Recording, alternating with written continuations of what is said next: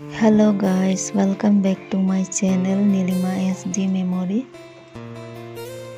আজি ভিডিওটো গাড়ীৰ পৰা আৰম্ভ কৰিছো। আমি যাবলৈ লৈছো দেওপানী মা মন্দিৰলৈ। আজি হ'ল মঙ্গলবাৰ 21 তাৰিখ। বহু দিনৰে পৰা যামকৈ ভাবি আছিলো।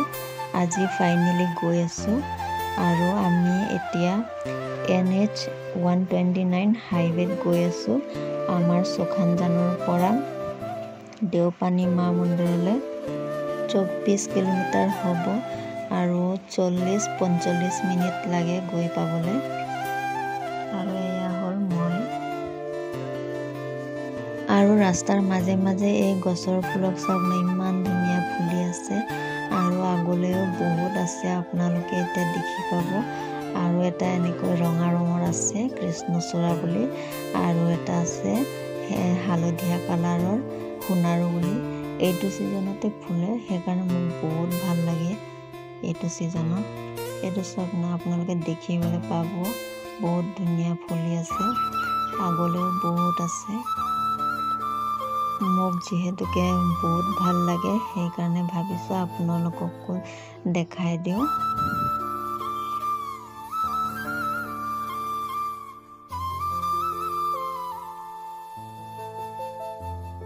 আৰু এতিয়া আমি দেওপানী মা মন্দিৰৰ গেটটো সোমাই যাম। আৰু গাইজ, আজি দেওপানী বজাৰো আছিলে। এয়া আমি এতিয়া সোমাই গৈ আছো। ইয়াৰ পৰা 5 মিনিটমান লাগে। এয়া আমি পাই গ'লো মন্দিৰলৈ। আৰু আমি আহি পাই চাকি ধূপ জ্বলাই মা প্ৰসাদ দি মাৰ আশীৰ্বাদ লৈ ল'লো। এই মন্দিৰত আমি প্ৰত্যেক বছৰে আহোঁ মাৰ আশীৰ্বাদ ল'বলৈ। আৰু এবাৰ নতুন বছৰ সোমোৱাৰ পৰা এবাৰো অহা নাছিলোঁ, সেইকাৰণে আজি ফাইনেলি আহিলোঁ মাৰ আশীৰ্বাদ ল'বলৈ। আৰু লগতে মোৰ বাৰ্থডেও আহি আছে। 3 দিনৰ পাছত মোৰ বাৰ্থডে হয়, মোৰ জন্মদিন। আৰু এই মন্দিৰটো বহুত জাগ্ৰত মন্দিৰ হয়। ইয়াত বহুত দূৰ দূৰৰ পৰা মানুহ আহি ফিতা বান্ধে মনোকামনা পূৰণ কৰিবলৈ। আৰু ইয়াত কোনোবাই ছাগলী, পাৰ চৰাই এৰে মনোকামনা পূৰণ কৰিবলৈ।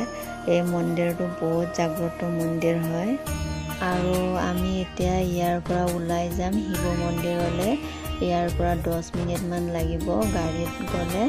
আৰু ভাবিছোঁ যোৱাৰ আগত আপোনালোকক এই মন্দিৰৰ পৰিৱেশটো দেখাই দিওঁ বুলি। আৰু এয়া হ'ল মন্দিৰৰ পৰিৱেশ। আৰু মন্দিৰটো এতিয়া নতুনকৈ বনাই আছে, মানে ডাঙৰ কৰি আছে। এয়া হ'ল মন্দিৰৰ পৰিৱেশ। আপোনালোকেও কোনোবা যদি অহা নাই, সময় পালে আহিব আৰু মাৰ আশীৰ্বাদটো লৈ যাব।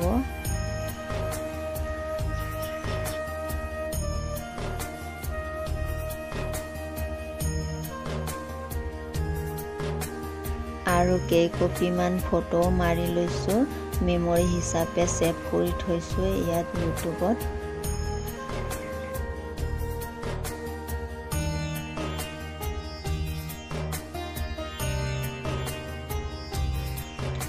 এয়া হ'ল SD। আৰু আমি শিৱ মন্দিৰ পাই গ'লোঁ। আহি পাই আমি চাকি ধূপ জ্বলাই ভোলে বাবাৰ পৰা আশীৰ্বাদ লৈ ল'লোঁ। আৰু আমি এতিয়া ইয়াৰ পৰা যাবলৈ ওলাইছোঁ। আৰু যোৱাৰ আগত ভাবিছোঁ আপোনালোককো এই মন্দিৰৰ পৰিৱেশটো দেখাই দিওঁ বুলি। কোনোবা যদি অহা নাই, সময় পালে আহিব আৰু ভোলে বাবাৰ আশীৰ্বাদ লৈ যাব। এয়া হ'ল মন্দিৰৰ পৰিৱেশটো।